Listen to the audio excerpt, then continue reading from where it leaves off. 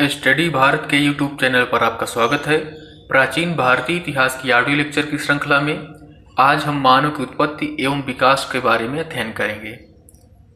पिछली श्रृंखला के अंतर्गत हमने प्राचीन भारतीय इतिहास के स्रोत का अध्ययन कर लिया था। मानव की उत्पत्ति सेनोजोइक ईरा के तृतीयक युग में प्लायोसीन कल्प में आज से लगभग 1 करोड़ 20 लाख वर्ष पहले हुई थी। यदि हम मानव के विकास के बारे में समझें तो मानव के सर्वप्रथम अवशेष अर्थात जीवाश्म हमें अफ्रीका के उष्णकटिबंधीय जंगलों में प्राप्त होते हैं।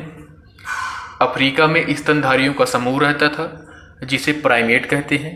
प्राइमेट के अंतर्गत वानर अर्थात कपी, लंगूर, चूहा, बिल्ली, चिंपैंजी, गोरिल्ला आदि को रखा गया है। मानव का सबसे करीबी प्राइमेट वानर को माना जाता है। अतः अब हम समझते हैं कि वानर अर्थात कपी से किस प्रकार मानव का विकास हुआ। आज से लगभग 4 से 5 लाख वर्ष पूर्व 3 से 4 फीट ऊंचा कपी समूह जंगल को छोड़कर मैदानी इलाकों पर पलायन किया, जिसके कारण के रूप में जलवायु परिवर्तन एवं कपी की संख्या में वृद्धि को माना जाता है। प्रथम कारण के रूप में यह कहा गया है कि संभवतः उस समय प्रकृति अपना विकास कर रही थी तथा इस विकास का असर अफ्रीका के इन उष्णकटिबंधीय जंगलों पर पड़ा होगा, जिसके परिणाम स्वरूप जंगल नष्ट होने लगे, जिस कारण वहां रहने वाले कपी समूहों को मैदानी इलाकों में पलायन करना पड़ा। इस दूसरे कारण के रूप में कपियों की जनसंख्या वृद्धि को बताया गया है, किंतु कालांतर में इस कारण को अप्रभावी कर दिया गया क्योंकि यह तर्कसंगत नहीं है।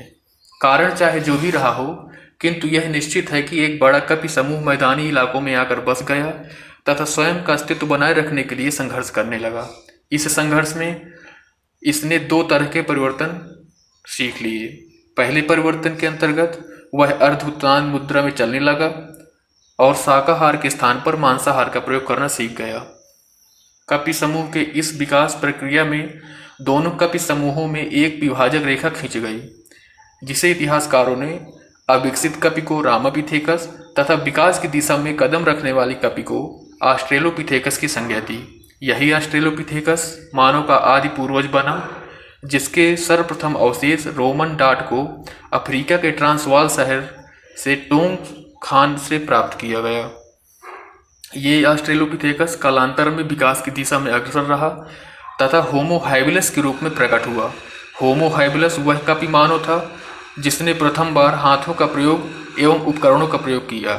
होमो इरेक्टस की अवस्था इसकी अग्रगामी अवस्था थी, जो मानव इतिहास में पहली बार सीधा चलने वाला कपी मानव था। यह मानव जावा मानव तथा पीकिंग मानव के रूप में 2 भागों में विभक्त हुआ, जिसके अवशेष हमें क्रमशः जावा द्वीप तथा चीन के बीजिंग शहर से प्राप्त होते हैं। यह एक नरभक्षी मानव था तथा इसी मानव की जावा शाखा ने आग की खोज करके मानव जीवन को एक नई दिशा प्रदान की। कालांतर में बर्फबारी के समय में निएंडरथल नामक दानवाकार मानव का प्रादुर्भाव हुआ, जो जीवन के संघर्ष में पहली बार गुफाओं में रहना सीख गया। आगे चलकर प्रकृति की समान अवस्था आने पर इसने परिवार निर्माण, श्रम विभाजन, शवों को दफनाना तथा आत्मा की अमरता का सिद्धांत प्रस्तुत किया। इसके पश्चात यह कपी मानव की अवस्था से निकलते हुए क्रोमैग्नन की अवस्था पर पहुंचा, जिसकी मस्तिष्क क्षमता अत्यंत ही विकसित थी। यही क्रोमैग्नन अगली अवस्था में आज से लगभग 30,000 वर्ष पूर्व भारतीय इतिहास के काल उच्च पुरापाषाण में होमोसेपियंस के रूप में प्रकट हुआ। आज का प्रश्न इस प्रकार है, मानव का आदि पूर्वज किसे कहा गया है? इसका उत्तर सभी छात्र कमेंट बॉक्स पर देंगे। धन्यवाद।